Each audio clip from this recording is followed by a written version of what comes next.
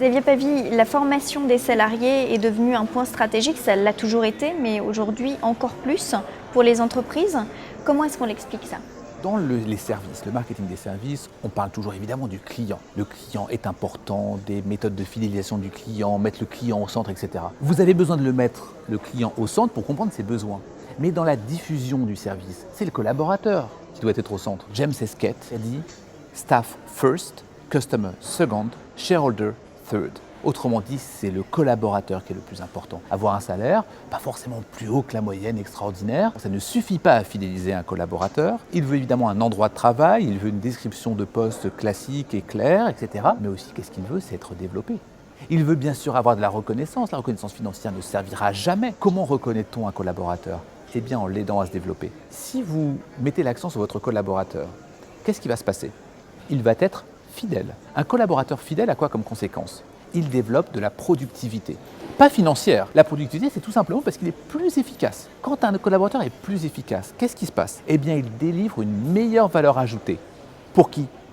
Pour le client. Et un client fidèle, ça apporte à ce moment-là de la rentabilité. Autrement dit, toute cette démonstration-là ne part que d'un point, le staff en premier. Et le staff, la formation en fait partie. Et on parle de plus en plus justement de parcours de formation. Pourquoi c'est important ?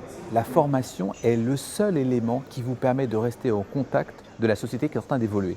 Regardez l'exemple que je connais plus ou moins bien, qui va être celui de l'éducation. Quand on a une quarantaine d'années, nos étudiants ont quel âge ? Une vingtaine d'années. 2 générations. Comment est-ce qu'il est possible, si je ne me forme pas, si je n'ai pas en place des moyens de formation pour comprendre comment interagissent les jeunes, comment est-ce que finalement je vais pouvoir mettre en place des solutions possibles ? Eh bien, c'est la même chose dans une entreprise. Votre directeur marketing, votre directeur commercial, finalement, qui peut avoir une quarantaine d'années, 50 ans, et qui va vouloir travailler sur les plus jeunes, la génération Y, 30 ans d'écart. Il va vouloir travailler sur les jeunes ados, des 12, 13, 14 ans. 40 ans d'écart. Il n'y a qu'une seule façon pour comprendre. C'est comment je vais aller à leur chemin, à leur chevet, si l'on peut dire, pour essayer de comprendre quels sont leurs besoins.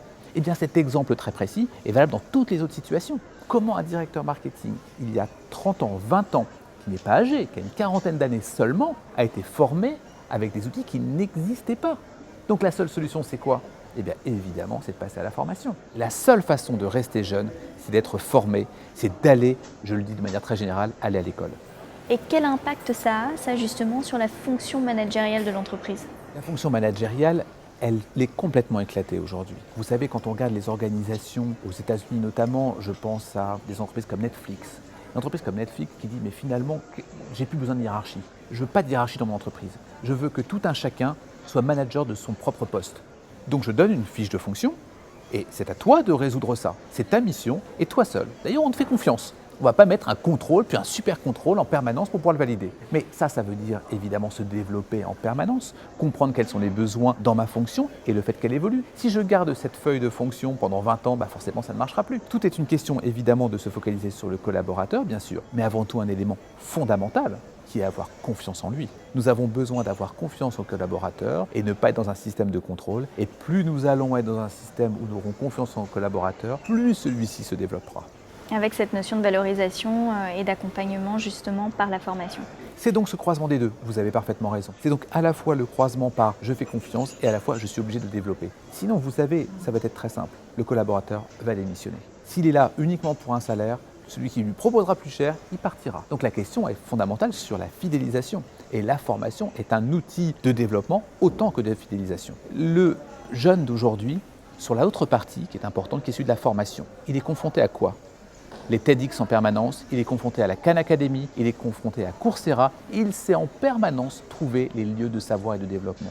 Donc lorsqu'on est d'une génération qui a une quarantaine d'années, 50 ans absolument, face à une concurrence vive des jeunes, mais pas parce qu'ils sont jeunes, ce qui serait une erreur que de penser ça, c'est tout simplement parce qu'ils utilisent les outils disponibles. Donc nous avons besoin évidemment de former toutes les générations pour qu'ils soient tous sur le même pied d'égalité dans le développement, à la fois par l'organisation, le sens et la confiance, à la fois par les formations possibles. Xavier Pavie, merci beaucoup. Merci à vous.